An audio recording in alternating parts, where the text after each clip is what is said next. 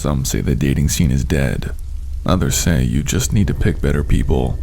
But I say some people are quite literally insane. And here's why. 3 years ago, I was living in an off-campus apartment attending Temple University in the city of Philadelphia. I was a freshman that year, and I did not have the best socialization skills. So, in order to meet new people, specifically girls, I downloaded a bunch of dating apps. I matched with this one girl, Amy. We seemed to hit it off right away. She was also a freshman at Temple and looking for new relationships and friends. We really bonded over our love of Stranger Things from Netflix and B-rated horror movies. I told her my roommate was going to be gone for the weekend and that she should come over so that we can Netflix and chill.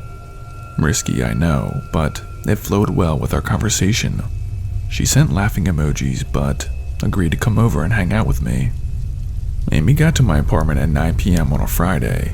She was even better looking in person than in her photos. She had brought a bottle of 1800 tequila and some chasers. Definitely my kind of girl. We took a few shots and turned on Netflix. We picked some corny love movie and started to watch it. But if I'm being honest, we did not see much of the movie. The night was going great. Amy seemed really into me, and we eventually put on a Netflix show that we could actually fully watch without any interruptions. Around midnight was when we both started to become very tired and eventually fell asleep on my couch in the living room. Now here's where things get weird. Around 3 in the morning, I woke up. I was very dehydrated from the 1800 and needed water. It was super dark in my living room, so I took out my cell phone for light to make sure I did not trip on anything. I clicked my flash and saw the most bizarre scene before me. Sitting upright on the couch, wide awake and just staring at me in the pitch black, was Amy. Like, her eyes were super wide and unblinking, and she had this huge smile. How long she had been staring at me like that in the dark, I have no clue. I gathered myself and asked her if she was okay. It's late. Amy nodded her head and asked me something that still haunts me to this day. She asked, "How many children will we have together?" I tried to laugh this off, but major alarm bells were going off in my head. She then asked if we could watch another movie. I told her no, it's 3 in the morning and I'm too tired. Amy got up from the couch, grabbed her car keys off the living room table, walked to my front door, and said she's leaving. She slammed the front door and left. I honestly was too drunk and too tired to even process this, and just went back to sleep. The next morning, I got a text from Amy. It said that I was too needy for her, and that I'm just not her type of guy. This was hands down one of the most bizarre situations that I've ever experienced. I never heard from her again.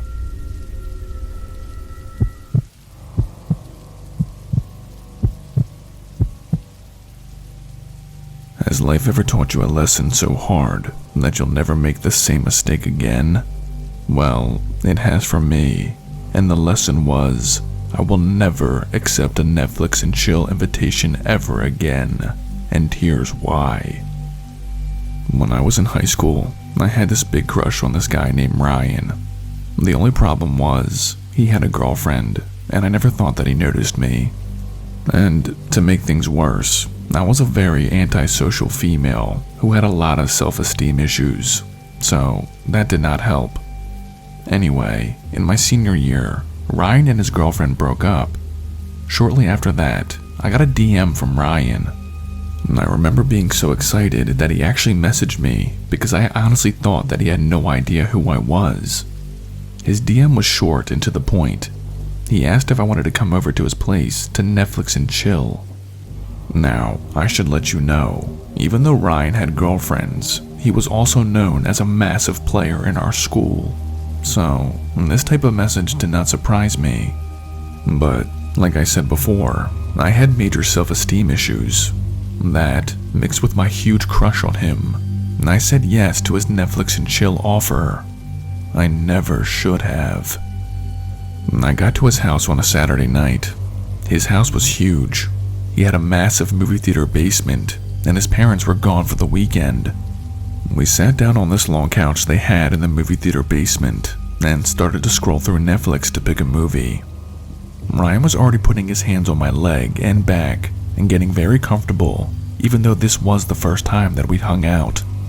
Looking back on this, I now know that these were red flags, but at the moment, I was inexperienced and did not know how to properly detect them. As we kept scrolling through Netflix, Ryan suddenly kissed me. No warning, nothing. I remember how intrusive it was. I politely pushed him off, trying to laugh it off, saying I'm not the best kisser. He said no problem, and that I'll warm up to him. He got up and said that he had to go to the bathroom. In my mind, I was already thinking that I was in way over my head here. He was clearly just using me as a rebound, since he and his girlfriend had just broken up. I kept scrolling through Netflix, trying to calm myself down, when I clicked the wrong button on the remote. The TV screen went from the Netflix menu to a live feed of me sitting on the couch. I got off the couch and walked up to the TV. I waved my hand and watched the screen in real time show my actions. I was being recorded. The camera seemed to be pointing right at the couch where Ryan and I were sitting. I saw a small red recording flash coming from a tissue box. I could see the cutout and where a tiny GoPro was placed. It was very well hidden. The toilet flushed. I grabbed the remote and tried to change back to Netflix, but it was too late. Ryan walked out of the bathroom and saw what I was trying to do. He had this creepy smile. He said that I was not supposed to see that camera and that I was going to be added to his video collection. I did not need any more evidence to get the hell out of this house. At this point, Ryan was begging me to stay, almost to the point of tears, trying to grab my arm and asking me to stay. But I did not listen and bolted to my car and left. I got home that night and sent a message to his ex-girlfriend. I wanted to see why they had broken up and to make her aware of his creepy filming behavior in case she did not know. She messaged me back almost immediately, saying that she broke up with him because of his voyeuristic behaviors. He likes to film women without their consent.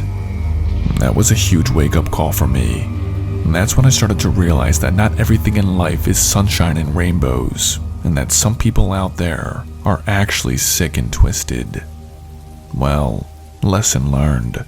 I will never be accepting another Netflix and chill invitation again.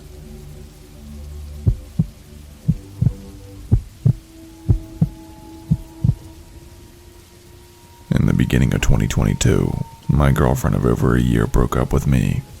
I'll spare you the details, but she ended up getting with a coworker.